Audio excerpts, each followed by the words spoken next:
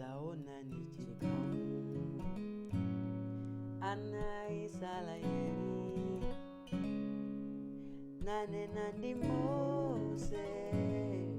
tipate ni chakuja ife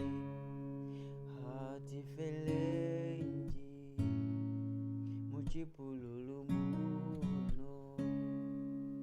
mwezi titangofa ife muikuputo muja